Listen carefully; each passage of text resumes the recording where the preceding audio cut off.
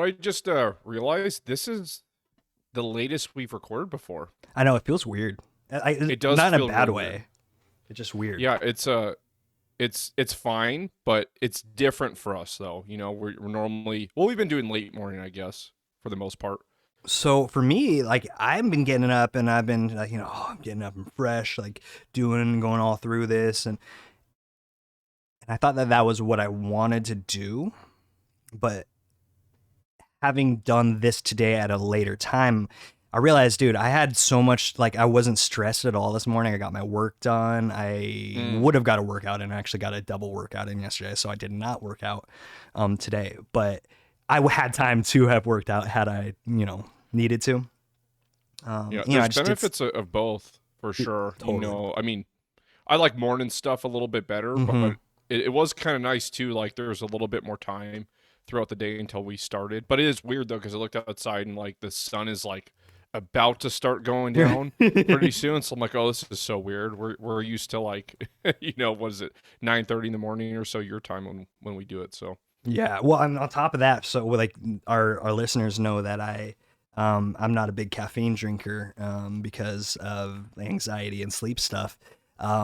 But in the right doses, I make it work for me. Like today, it definitely was a little more of a black tea day than like this is my second cup of black tea. So I'll probably, karate chop somebody by the end of the day, but I will not feel tired. So win.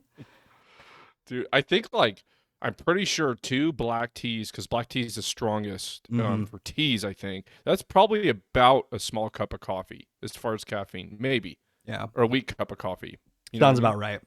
I won't Yeah. drink the black tea. I won't drink the black tea.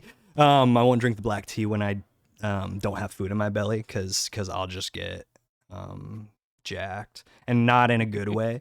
Like some people are like, "Oh, pre-workout, let's do this." I'm like, "Pre-workout," like I'm already Sometimes it's shaking. just it's not fun when it gets to that uncomfortable level. Yeah, You know what I mean? Like with the caffeine, like there's that threshold where it's like, oh, this is perfect. You feel like you can concentrate and focus a little bit more. You have more energy in the gym and whatever it is, but you hit that level and it's like, okay, this sucks. Like this isn't totally. fun at all. Like you're trembling a little bit. And I Mm-hmm. remember this happened to me a while ago. I took a few years off like having any coffee at all. Oh wow. And then finally I was like, you know what? I want to have a cup of coffee again. This is when Adeline and I were dating, I think.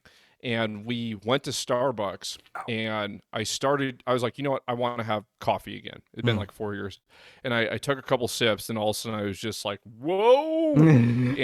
And then literally after one cup, dude, my body temperature just spiked. I'm like profusely sweating. My heart's racing. I'm like, oh my gosh. Like that was from like one cup of coffee, but it was so delicious. And then since that day, I don't think I've missed one day having coffee. And that was like 5 years ago, maybe 6 years ago. So coffee every day since.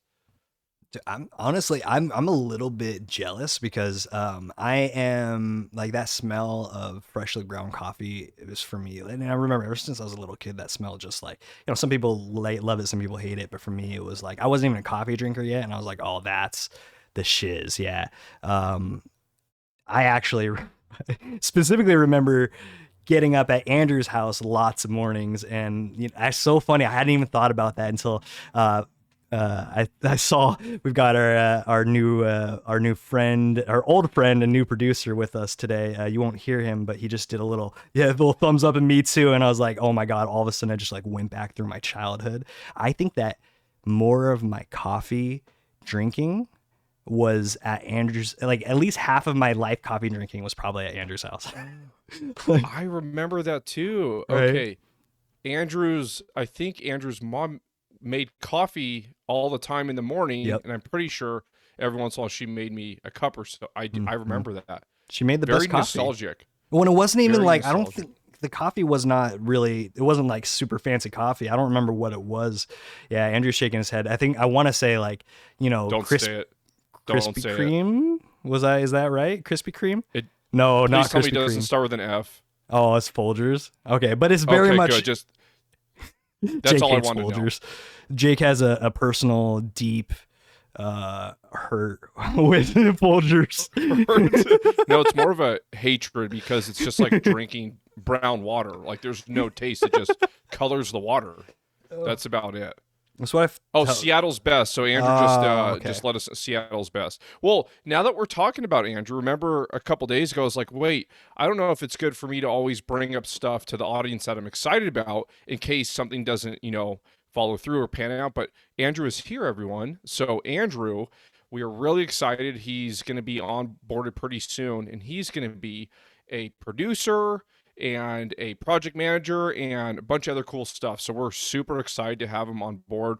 We'll do an official announcement a little bit later on, like on the Mission Driven Media Instagram and all that, but we are super pumped. Clayton and I like dreamed about having Andrew on the podcast. Like, I remember the first time we brought it up together, we talked about it for like hours and we both felt like little kids. Yeah. Like if you remember that, like when was that, like a month ago or something, or whenever we were talking about it? I remember literally thinking and saying, don't do this to me, man. Don't do this to me. Don't get my hopes up. Because like the idea of having you come on, Andrew, of having not only somebody who shares our passion for this work and for this for what this work can do for you, but obviously like you guys, if I were to include Brian into this mix, I've known you guys the longest, like by far of everybody, like I remember, so Andrew was my first day of second grade buddy in a new school. Jake, we were both in Mrs. Ketwig's class in fourth grade. And then Brian and I, who we haven't even brought up in this podcast, so people are like, "Who the hell is Brian?" But another one of our buddies growing up, still buddies, who I think we were like 5 or 6, because we have the picture of us playing kiddo soccer. It's like Brian's like sitting there like, oh, he's like, I don't even reason Brian. Yeah, just being Brian, and I'm like, what? Like you can see the confusion on my face. I'm like, yeah, that tracks. We got to tell him that we talked about him on the podcast. And we said bad stuff about him. Yeah, but we won't tell him when. Listens. So he just has to search for it through all of the episodes. Through all the we're recording what, 84 today? 84. Yeah. We have to do something special for the audience when we get to 100, which will be in like a couple weeks or something. I don't know if I'm doing that math right. Like a couple weeks or a month and a half. I'm not sure. Something like that. 10 weeks, right? Because we do 3 a week, so it'll be 2.5 months. Oh, dang! I was way off. I said a couple weeks. I think I did that. Close, I don't know if I did that, but yeah. What the heck? That just came out of nowhere right there. That was pretty good. I wish I had a Rain Man impression to bring now, but it probably wouldn't be PC anyway. Not that we're particularly worried about that here, but don't want to make a poor a hurtful joke either. I know, and everyone's skin seems to be a little thin these days too, so people get upset by just about everything. Yeah. So, but I get what you were trying to do, though. I got you. Don't worry. The key is that I said that I should do my Rain Man impression, and I didn't just launch into it. It's a fine line, right? Canceled. Right, canceled. Joe Rogan. Oh, so okay. So you guys been like following that? How do you? Have you been? What do you think, dude? So okay. I don't even know if I brought this up on the podcast, but I love Joe Rogan, and here's why. It's not because I agree with everything he says. Yeah. It's not because I like all of his guests necessarily, but he made a comment that I heard, I don't know, maybe 5-6 months ago, and it just resonated with me a lot. And he said, I feel like I don't fit into anyone's camp. And then he started talking about his perception of life and his worldview, saying, oh, I completely believe in freedom of speech and, Second Amendment rights. But then I also, I grew up in poverty. My family was on welfare, but then we got off welfare. So I really believe that social programs can do great for people and whatever. So he doesn't have the, I guess, conventional way of thinking, like you have to think completely conservative or you have to think completely liberal or progressive or whatever you want to call it. He has this kind of mix of both. And I've kind of felt like that for a while. Like there's things I believe on each side, not just like politics. This is anything. This is in fitness too. And I feel like I think like that Yeah. the same way, and I'm always like, I don't know whose camp. I'm just by myself, I guess. Right. So he said that, and then we became best friends. Well, he doesn't know that, but that's how I felt at the moment. Like me and Joe, that's my dude. But no, I I have a huge problem with cancel culture. Sure. And the reason being, if you looked into any human being's past at all, there would be something to cancel them for. And Yeah, yes, of absolutely. course, there's limits on that. If someone was doing something horrendous to children, or Right. okay, that's a different story. But when we're talking about saying words that he shouldn't, we could not condone those words, but realize he's a person. He said something he shouldn't have said. Instead of let's just go straight to canceling, because let's be real, we've all done things that would be cancelable. Cancel, is that a word? Yeah. Cancelable. Cancelable.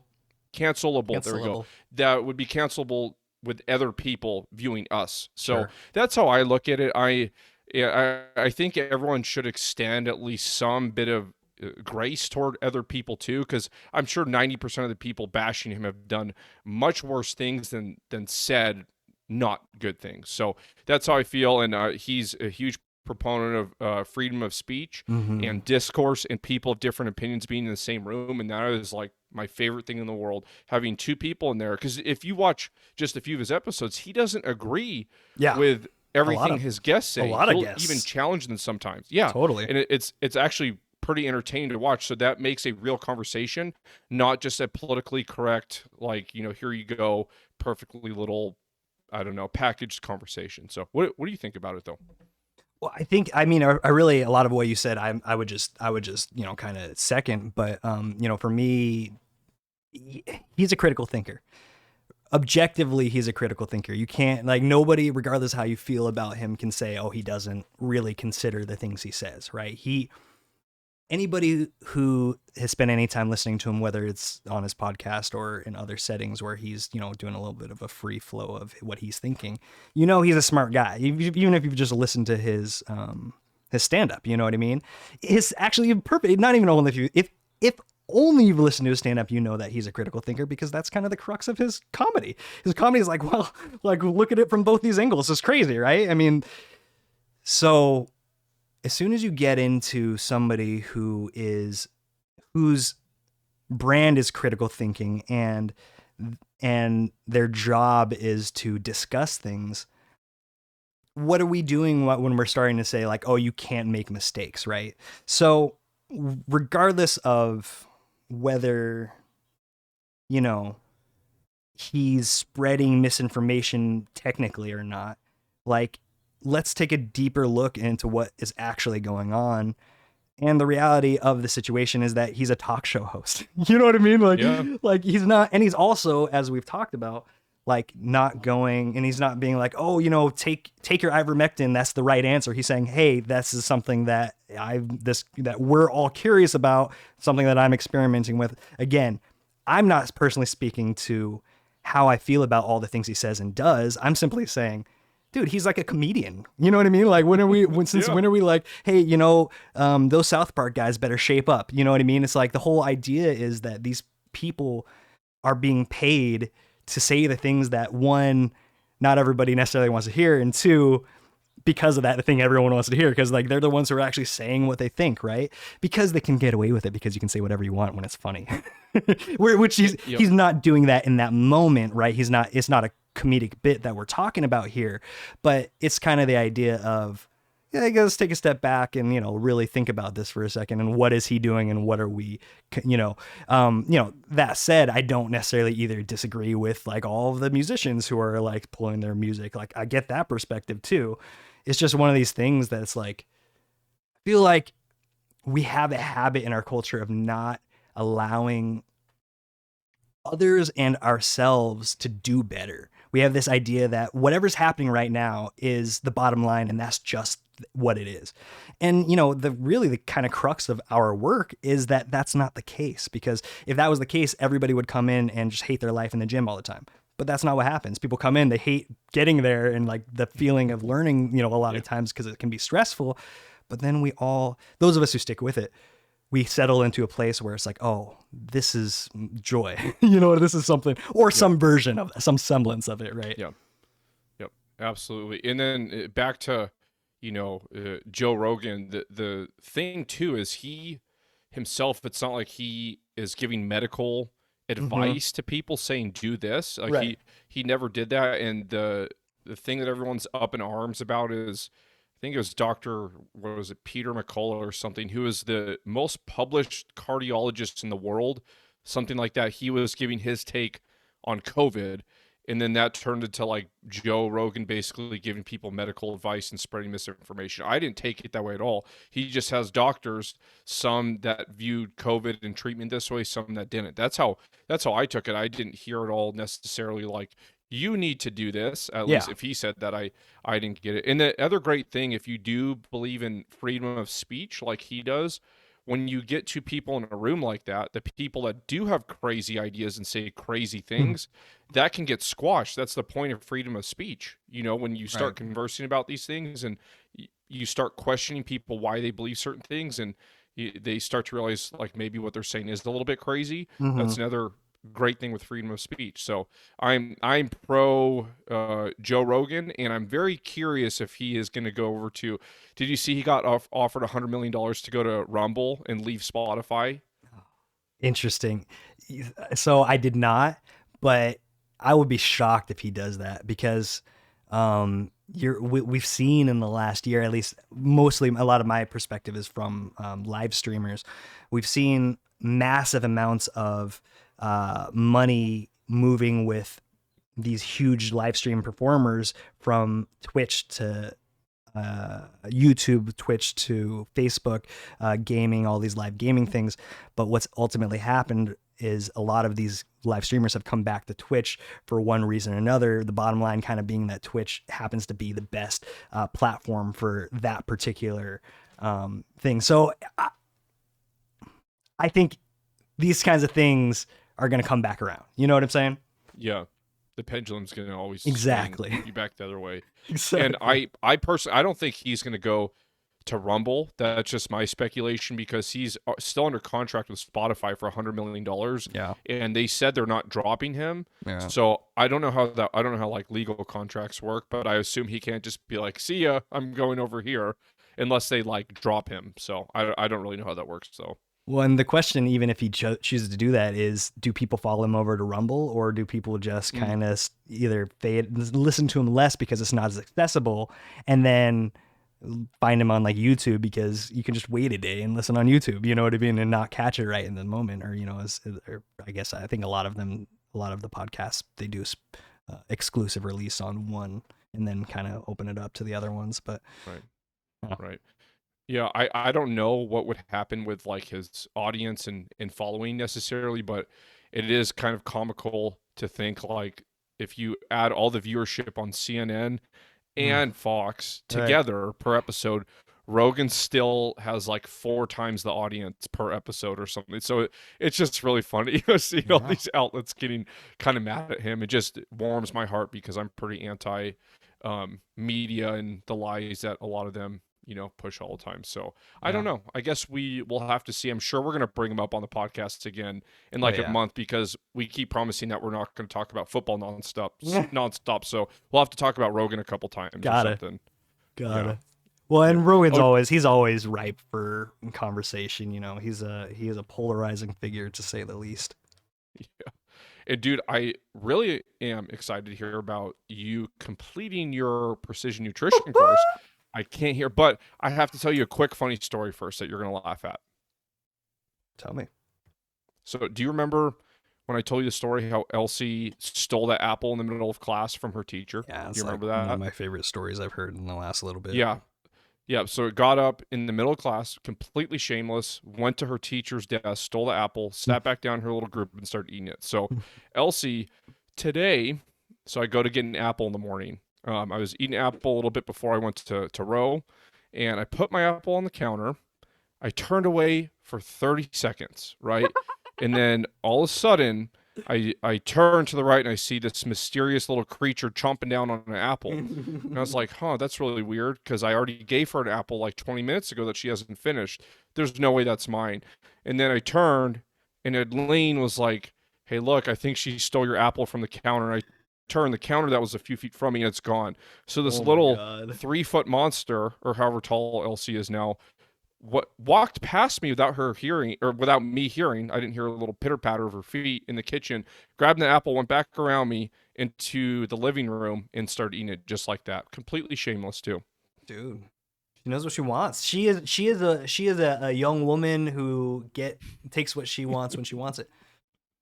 That's awesome. That's for sure. She does. Oh, completely shameless, but I mean, good times. well, Good I feel times for like, I sure. mean, don't all of us kind of want to be more like that? Sorry, Dude, I didn't I realize I'm hella far. Like, I feel like every part, like almost all of us have like that part of me that just wants to be like, I don't care about what you think. I want dude, this apple. I'm gonna eat this apple. Elsie is turning 4 this month, and she's probably the most confident person in our whole family, like by far. Cute. It's like this chick, like just walking around, everything's hers, like shameless, like whatever. So yeah, good Super times. cute. But dude, let's hear about, before we get to our fitness stuff today. Let's hear about how the rest of your course went. I just want to hear what you thought of it, like if you enjoyed it, if you learned anything, and then I also want to hear if my prediction was correct about the psychology part of it for you.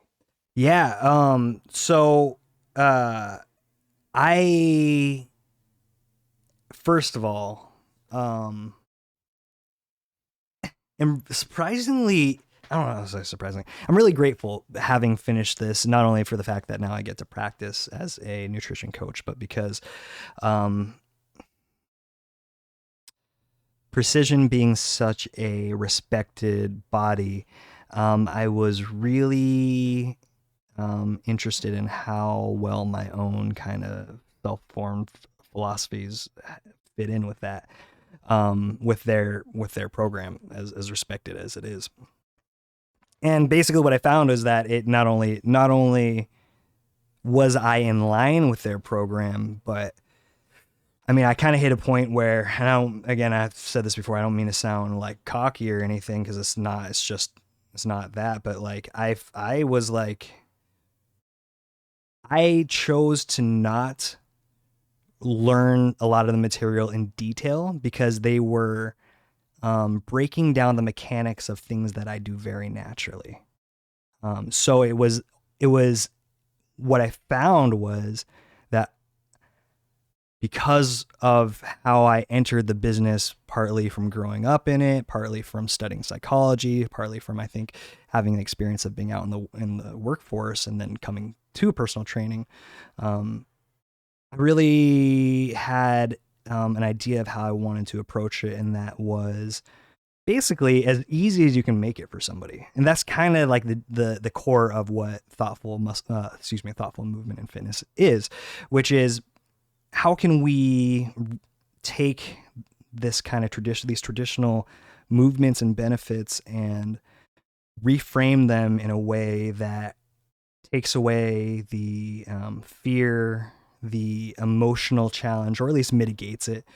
And how do we use these tools to calm things like anxiety and depression, and a whole host of conditions. I tend to focus on, again, having the psychology background, I tend to focus on the mental health conditions. I found that my best move was just kind of go through, scan everything, make sure that I picked up any information that, I wanted to make sure, first and foremost, that I wasn't missing anything, right? So I went through it all, kind of glanced, but I didn't spend time memorizing each individual mechanic, because ultimately, and we've alluded to this, but we'll talk about it in more detail in future podcasts. But just like with fitness, if you're doing something well, your trainer shouldn't come in and break it down and have you learn how to do it. If you're doing it well, being the caveat, right? Because if you're doing it well, as a trainer, it's counterproductive to like reteach you something that you're already doing fine, right? Like, why are we doing it? Unless there's a purpose, that we're leading into some other movement that you need that kind of foundational thing for. It's, for the most part, if you're doing it okay, we're going to leave you like that.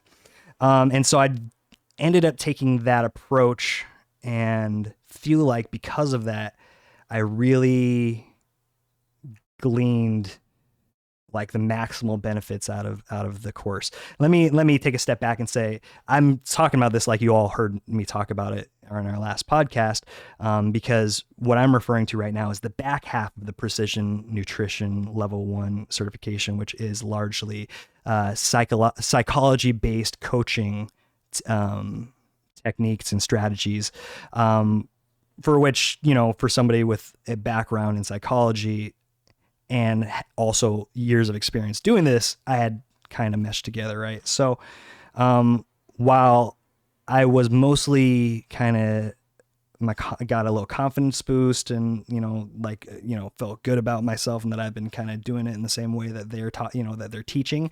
That aside, the whole first half was like solid diamond gold, like gold with diamonds poking out of it, because, the first half was the science. The first half was, kind of the workings of metabolism, how you bring people between what Precision calls the 3 levels, of coaching. So I was, I don't know, I was stoked. I feel a lot more capable in terms, well, let me rephrase. I feel a lot more confident, and just knowing that now I have the certification and the education that lets me speak as a nutrition coach, mixed with the fact that it was so overlapping with what I was already practicing in terms of principle. I'm on top of the world right now, dude. Because it's like, I feel like I'm walking in like as a experienced nutrition coach because of my experience as a personal trainer, using those same skills and techniques and schools of thought. Because really all it is, it's going back to psychology and, how do we, it's the same thing I said, a minute ago, is like, how do we remove roadblocks for our clients? And as far as that goes, Precision, I probably haven't, that's probably the best $1,000 I've ever spent, or whatever it was. Yeah. You know what I mean? Best money, best value for my money I've ever spent, besides maybe the, NASM certificate, which allowed me to, actually practice all this, right? Or, they're 2 different disciplines, but obviously they are very important to each other. So was my prediction somewhat accurate, where the psychology stuff or whatever wasn't like super new for you? Because I know you said like you didn't dive like super deep into everything because you already had a background, but there wasn't anything that popped up for you that was completely like, whoa, what is this? No, it was actually, if anything, and I think I would argue that this is a testament to Precision.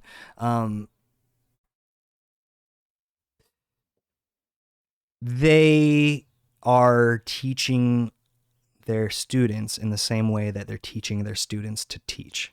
So what they're doing is they have this so true, right? That's they have so this true. amassment of experience and knowledge and learning, and it's a lot. You know what I mean? It's like Precision is like a lot of really high level, highly educated people talking about some really finely different things. So they're talking at very fine levels, right? But as a PN1 student, I didn't feel that, even though I knew that. I knew that that was what they're working with. But when the information got down to me, it was maximally useful. So, when you practice what you preach and you see the benefits of that as the learner, there's not much of a better like evidence of, hey, this is what you just learned, guy. Like, like good job. Like, go use this. Like, you know what I'm saying? Like, this is the benefits. This is what just happened. You experienced it. Now go share that with somebody else. I don't know if I answered your question. Sorry. No, you completely did. You okay, did. Good. And I never really know. to celebrate you getting your certification and going through the course, let's get into our fitness focus for the day. And we're going to talk a little bit about nutrition. So I know you just said you're on top of the world right now. Top of the flying world. High. Flying all high. Excited. So let's get to our fitness focus. And our question to start will be, should you count macros or calories, or tracking them would probably be the more accurate way to say that. So I'll start, and then with you just finishing your course, I'm really excited to Hmm. hear what you have to say about Dude, counting or tracking your calories or macros. So it's gonna be I want so to start off by boring. I'm gonna saying, be like, "Yep, Jake was right." What Jake said. just nod your head. Yeah. No, you're Yes. probably going to recite like 3 chapters of the book. Just wait. Yeah. So, uh, as far as tracking your macros or calories, so to start off, I think this is a fantastic tool, especially if you don't know too much about nutrition and you have no idea about portion sizes or anything like that. So you have no idea how many calories you are actually consuming. And there have been studies in the past too that have shown people underreport their calories upwards of 80% when they just try to eyeball their Mhm. calories. So even dietitians, the same studies showed it was like 10 to 20% or something like that. Even they underreported by that much. So that does go to show, no matter how trained you are, so to speak, it is not super accurate trying to eyeball your calories. So I want to start with that. And another way to really think about this. So if we think of peanut butter, which I think we were talking about earlier today. Anyways, if you think about peanut butter, who really has a serving size of peanut butter when they have it? People do that huge heaping Hmm. spoonful. That's at least for me, I'm sure I'm consuming at least 5 or so servings of it, but that small little 2 tablespoon serving size is like almost 200 calories. And it's fair to say, I think a sandwich is going to have at least 3 servings. I mean, if you know how to make a correct peanut butter and jelly sandwich, that is. Gotta have the So peanut butter. that's just something to think about with nuts and with oils and stuff like that. It's very hard just to eyeball and Mhm. know that you are being accurate. So I don't want to act like you need to track everything, but I think in the beginning, it's a great tool to use initially. So if someone's never done that, and this is just a very general number, this doesn't mean anything. I think it would be a great, at least, experiment to track for, I don't know, maybe a month or so, just to see how much you are consuming. So there's like some data you can start with. So if you have a goal of, oh, I want to gain weight, I want to maybe put on a little body mass, if it's working or not, because you know how much you're consuming and you can adjust from there. Or if you're wanting to maintain your body weight, or if you're trying to lose body fat, whatever your goal is, this gives you somewhere to start. So you at least have an idea. And then in a perfect world too, eventually, I think it's great to get back to eyeballing if you can, and just using the knowledge you had or what you accumulated while you were tracking your food. You have a better idea what portion sizes are and all that. So from there, eventually go back to eyeballing your food. And if you notice you start gaining weight if you don't want to, or losing weight when you don't want to, then you could always go back to tracking for a bit. So I'm going to say, of course, it depends on your goal, but I think it is a fantastic tool to use at least temporarily. Me personally, like I wouldn't want to do something like that my entire life. I'll go through periods of it, but it's not something I want to do for 5 years in a row or anything. And it's just something I did want to throw as a side note. I know people are concerned about it causing an eating disorder if you do that. So with some recent studies with that, it did show if you don't already have an issue with that, it doesn't tend to lead to you having some type of issue after you track your food, which is great. But if you do have a history of something like that, that is something to obviously take caution with, and you obviously want to see a therapist or something like that Yeah. before you'd ever do that. So I did want to make sure I threw that out there, but it's a great tool, especially if you're a beginner. What do you got with this, Mr. Precision Nutrition? I was already Did you like just saying nod things your in here, head? Mr. Precision Nutrition. I feel like I need like a trucker hat with like PN1 Coach. No, I need the Level shirt that just says one, Coach in big white letters across the back. basically Superman. Yeah, right. Okay, so what you just said, I agree with what you said. With the one caveat that you're always going to hear me saying, listeners, this is a great tool as long as it's a great tool for you. So Jake just touched on it, so it's perfect because I can just springboard directly off what he said. he just finished talking about, eating disorders, etc. I added etc. on. He talked about eating disorders with it because that's a really important issue when we're talking about this, because I don't know the percentage, but the majority of the population is not going to have a problem with that. But the people who do are going to have a real problem with that, and not Yeah, just a little bit of a problem. It's agreed. going to be a big problem, right? So let me give you guys a little bit of real world, um, anecdotal evidence. I don't know if evidence is the right word. Firsthand experience. I can't do that. I can't count calories. I've got uh, OCD tendencies. I wouldn't say I haven't been diagnosed disorder, as I have been with other things. But for me, if I'm not careful, I can get a little hyper focused um,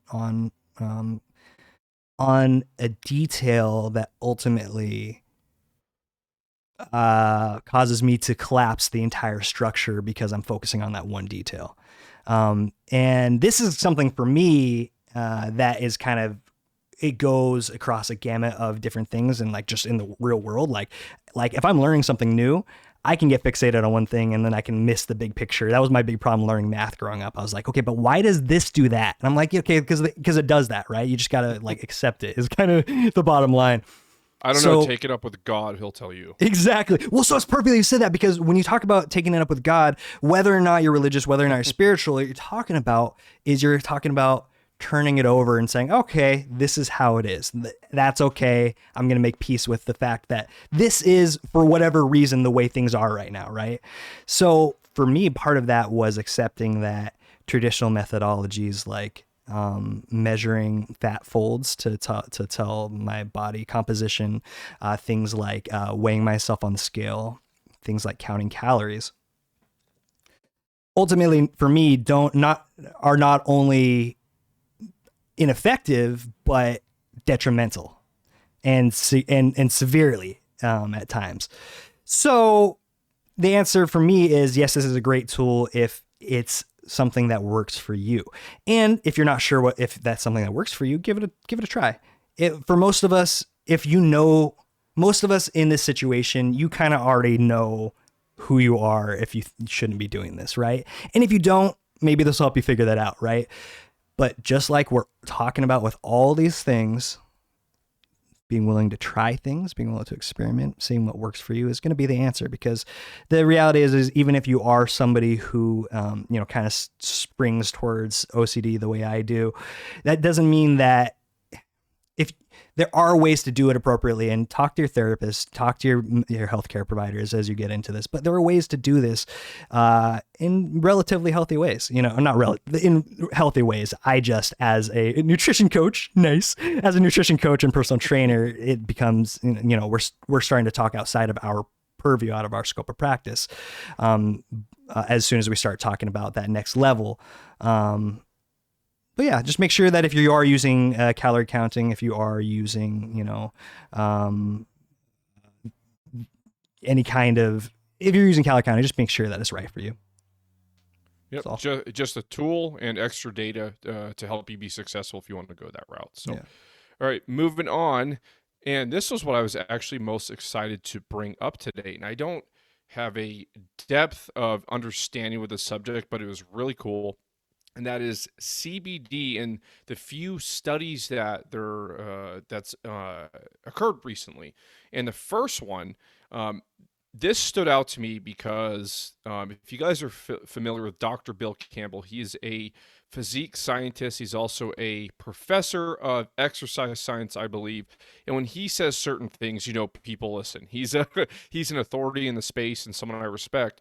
And I saw he posted on about CBD, and I'm like, oh, this is Cool. interesting. I love And that. so he posted a couple studies showing that the data so far is suggesting that CBD oil is effective with helping anxiety. Mm-hmm. So hearing him say this, I was like, wow, this is actually, a real thing that people can talk about. Because when it first came out, you never know in the beginning when something's not regulated. You can't know for sure the efficacy of it, excuse me, and if it's legit or not. But after he said that, or posted about it did make me a little bit more interesting. So, or interested. Oh my gosh, I can't talk today.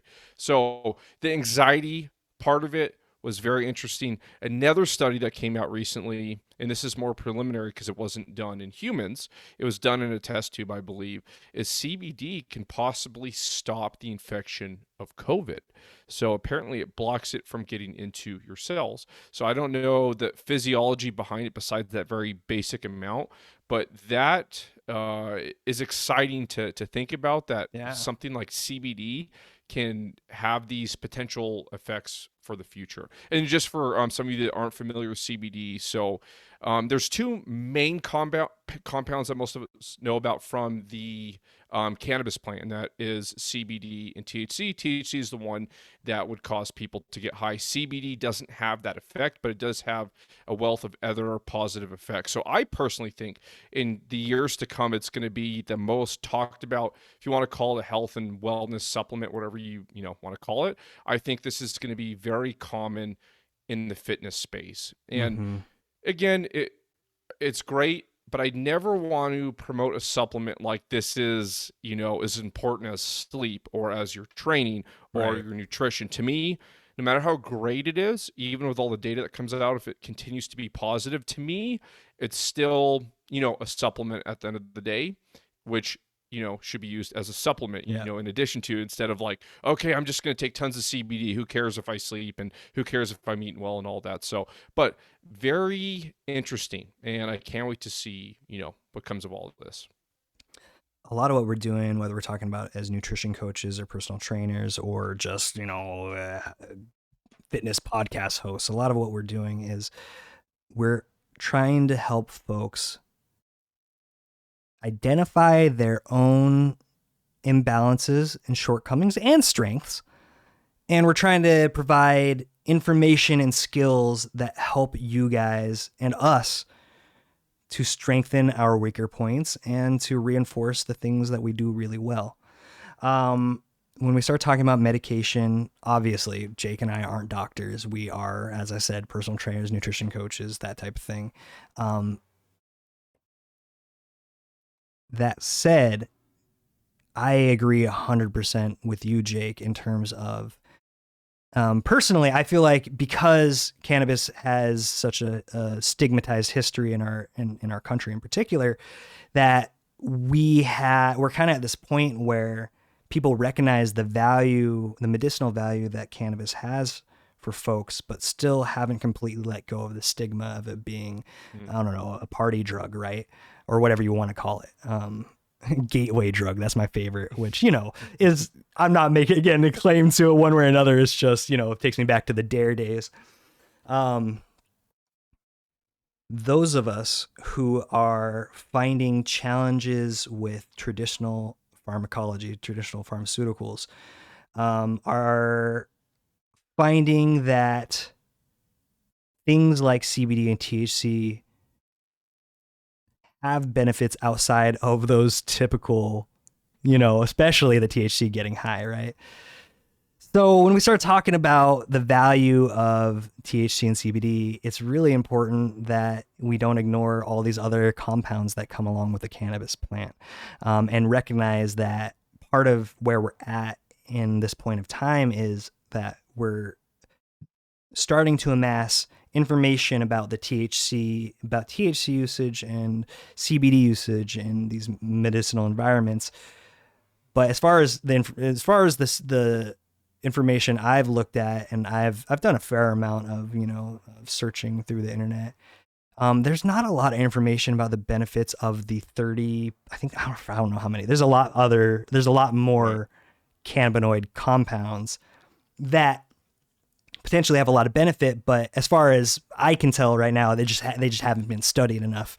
Like you're talking about, it's like like it's tough for us to even in some ways talk about this because it's such not only a controversial topic, but it's something that is very much in the process of being studied right now, right? So I think that for a lot of us right now, there's a little bit of an anecdotal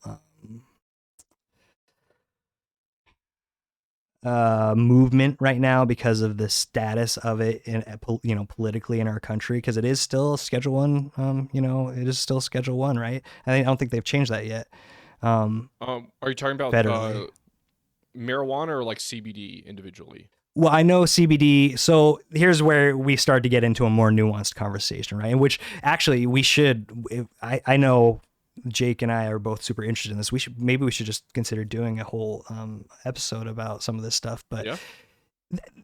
yes, so I'm not saying CBD or cannabis in general as much as I'm saying the possibilities of the medicinal uses of CBD, THC to a degree, and the multitude of other compounds that are found in the cannabis plant, which is still federally illegal,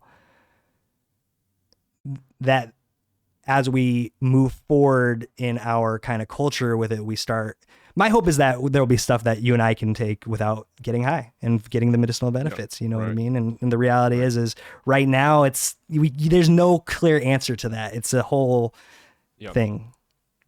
And I think Andrew, if you have a second, if you could look this up to fact check me here, I believe marijuana like THC is still not legal on the federal level, but Yeah. legal in a lot of states, obviously. But I think CBD is legal because they passed some farm bill a few years ago. Mm. Andrew, if you don't mind looking up like the farm bill and seeing if CBD is, I think it is legal federally now. I could be wrong though. I feel So, like it's got to be because they sell CBD at Safeway now.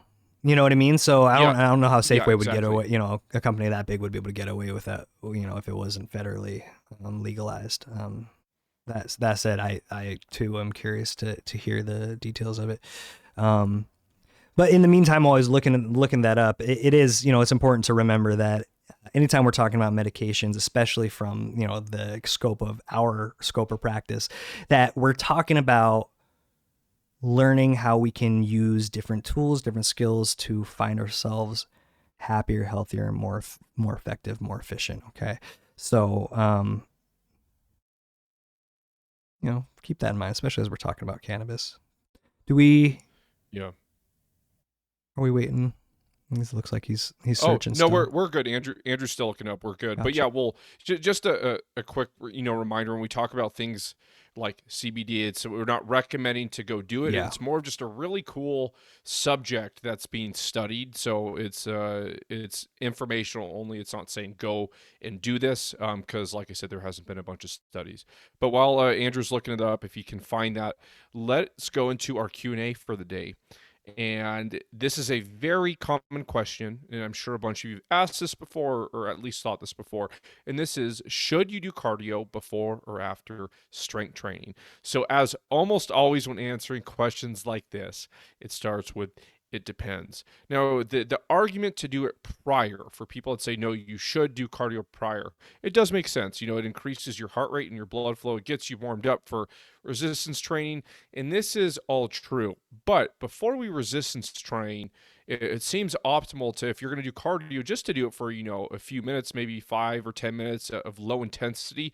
Once we start going past that point of low intensity, then it is going to be suboptimal for our resistance training. So the main question though to ask yourself to figure out if you want to do cardio before or after strength training is, what is your goal? So that's the Mm-hmm. biggest question right there. So if you are trying to maximize muscle mass or strength, resistance train first all day long. Of course, minus that, 5 minute, very low intensity cardio warm up.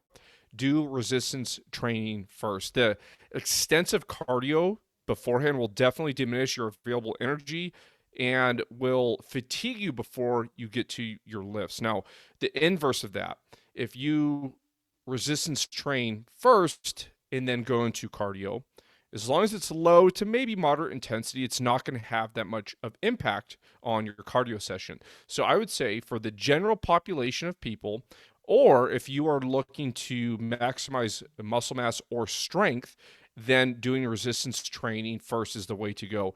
Now, this would be in reverse. If you are someone that is looking to improve something cardio related. For example, if you really wanted to improve your 10K run time or something like that, and need long bouts of cardio like that, and that is very important to you, that is your main goal, then at that point, I would definitely do cardio first. But again, most people that's not really the case. So if we're talking about general population that might not really have many specific goals, or if your goal is to maximize strength or muscle, then cardio after would be the way to go. Now, in a perfect world, I know not all of us have, all the time in the world to do this. Separating your sessions would be even more optimal. Yep. So doing one in the morning, one at night, that's great too. Or if you could even separate them on different days. Now, this completely depends on your schedule and how much time you actually have, but separating them two would be optimal. But if not, for most of you out there, unless your goal is to improve something like your 10K running time, I would resistance train first, followed by your cardio session. So Andrew's got an answer for us, but before we jump back to that, I just have to basically reiterate what Jake said in my own ways, just to say that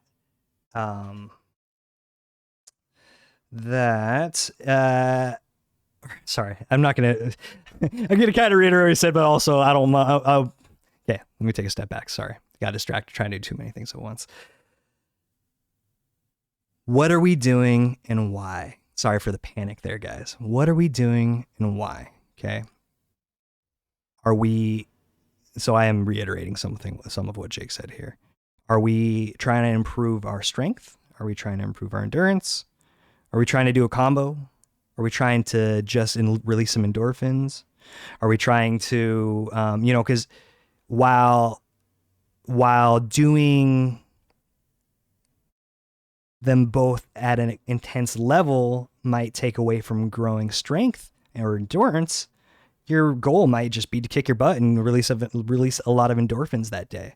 So depending on what your goal is, it's going to be completely different how you approach this.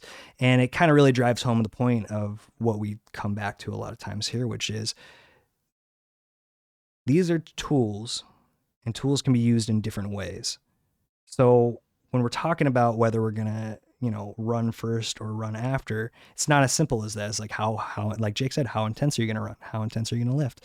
Why are you choosing to do those things? And, if you have got a good answer that is cohesive throughout that entire program, now we're starting to cook with fire. Absolutely. And we just got an answer from AJ regarding the question with the legality of CBD. And so it looks like here, if the CBD is from a hemp plant, which I believe if that's below 0.3% THC, if I'm not mistaken, then that would be considered legal.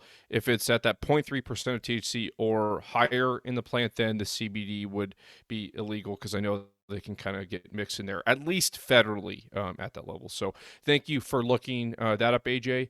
And all right, everyone. I'm sorry. I don't want to stop us, but I'm curious about this information real quick before. Sorry to derail you. You said that between hemp and marijuana, there's what do you say? There's a difference in classification? Sorry, I don't mean to throw a whole wrench in the works, but that's big information. Yeah. So how I at least understand it, there's the cannabis plant, which would be considered a marijuana plant or hemp. Hemp, though, specifically is when the plant has less than 0.3% THC. Okay. And then the marijuana plant would be considered when it's 0.3% or over. So if it's a hemp plant and that's where the CBD comes from, then it's legal federally. And then if it's over that 0.3%, I'm not exactly sure if I'm getting those numbers right, but looks like it. Yeah. Yeah. I just while you were explaining that, I just did a little phone search in it. On Healthline, they confirmed that is the difference between it. So it sounds like the main difference between the legality is whether it's being grown to have the THC consumed or not. Yeah. Makes sense. Yeah. That's a pretty clear delineation. Okay. Yeah. So thanks. For the most part, at least all the hemp products are legal federally. Yeah. Interesting. That's really good to know. Yeah. Yeah, so the hemp plant you're getting, or the hemp products you're getting from Safeway or Albertsons, they're good to go. You're not going to get arrested. Don't worry. I know Clayton was trying to scare you there. Don't worry though. No, you want to take the CBD oil and you drop it in your eyes.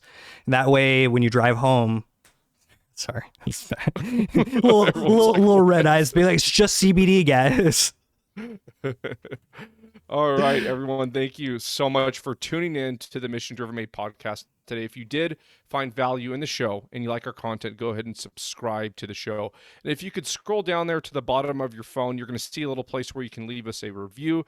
It would be greatly appreciated if you did so. You can find us on Instagram at Mission Driven Made. And lastly, we created a free online fitness community called The Forum. So if you go to Facebook and type in Mission Driven Made, the forum, you can find us there. If I didn't already mention it, it's completely free. And the reason for it is it's a place where you can connect with other listeners of the podcast. And it's also a place where you can go to ask Clayton or I questions. This can be fitness. This can be nutrition, mindset, lifestyle related. We are there for you, and we are there to answer your questions. And it takes about 30 seconds or so to join. All right, everyone, we hope you have a fantastic rest of your day. And until next time, stay mission driven. And don't put CBD oil in your eyes.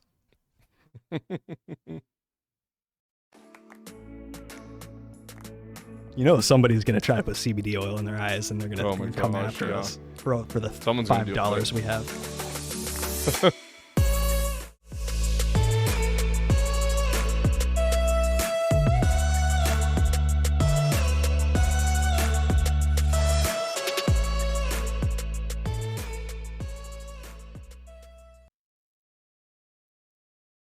All right, Twitch listeners, viewers, rather, I guess, because you're probably watching us. We are here for our live Q&A. So if you have any questions, you have got about 10 seconds to throw them into chat. Otherwise, we're going to go ahead and move on with our day here because, we've got things to do, as you do. So if you have any questions, any thoughts, now's your opportunity. Otherwise, go ahead and reach out to us over direct message, Discord, Instagram, the forum on Facebook, any of those things. We're here for you.